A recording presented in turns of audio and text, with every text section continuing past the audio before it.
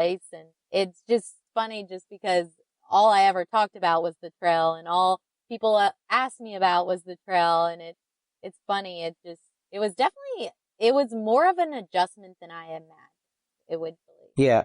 I had heard that. That's why I wanted to ask you, because I'd heard that, like, and I know this sounds crazy after being, you're 6 months on a trail, but like adjusting back to civilization again is different. Yeah. Is what I'd heard.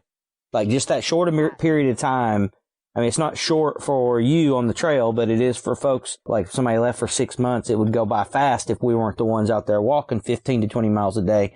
But I heard the adjustment's kind of different coming back. The reason for my question. So it's funny too, because my mom made it a point. I asked her I guess it's only been, a year and a half, but I was like, Mom, did I do anything weird whenever I got back from the trail? And she was like, the only weird thing is whenever we were going somewhere, I would ask if there were going to be public restrooms or if there were going to be bathrooms, because I was so used to just using the bathroom anywhere on the trail. I was kind of getting like paranoid about, not having bathroom access, because you can't pee anywhere. You can't just go to the bathroom behind a bush. Civilization. Yeah, so tell the truth, Lee, after you were home for a couple of weeks, your parents wouldn't let you go outside because the neighbors kept getting offended because you kept going outside to use the restroom. So there were a few times. Yeah, that's funny. All right, so we talked about everything you've done on the trail. You left Colorado, you came back to North Georgia, you walked the trail. You removed yourself from society for 6 months. You lived outside. A lot of the technology, I'm sure you had your phone with you, but you weren't exposed to that. You just had nature. You met new people. So I guess my last question for you is, did that experience change you? And if so, how did it change you?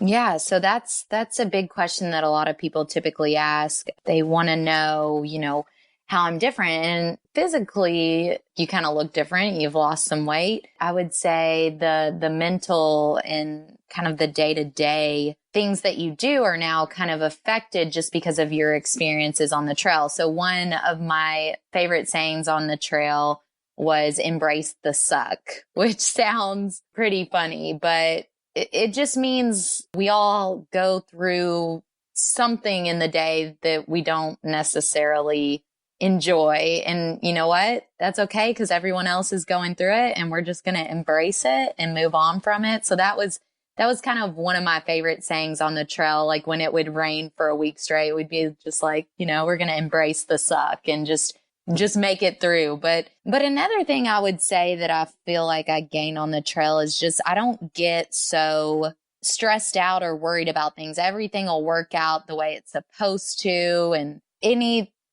it's kind of hard to explain, but I just don't get so worked up over things, because it'll all work out in the end. And that's kind of one thing you have to learn on the trail, that kind of like what we were talking about. You may have these grand plans to finish in exactly 4 months and 20 days. And those plans kind of go out the window after the first day, and that's okay.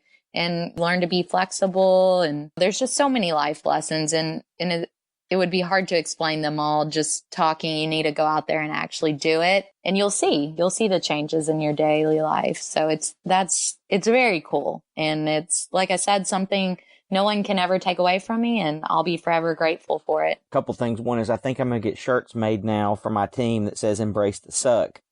And yeah, you should. And after they hear, for the ones that listen, and I'm sure I'll share this story that you've shared with us, with my team, I'm sure they will tell me that I probably need to go walk the trail if it will eliminate me getting stressed out and overreacting about things. You should. So that's so awesome. Hey, I've enjoyed talking to you.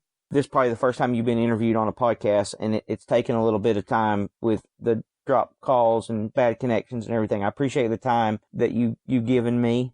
I can't wait to see what else, the next trail you do or the next thing you conquer. Yeah. You seem like a fantastic person, and maybe one of these days I'll make it up to Kentucky, or you're down in Orlando and we can do lunch or coffee or something. Definitely. But thank you so much.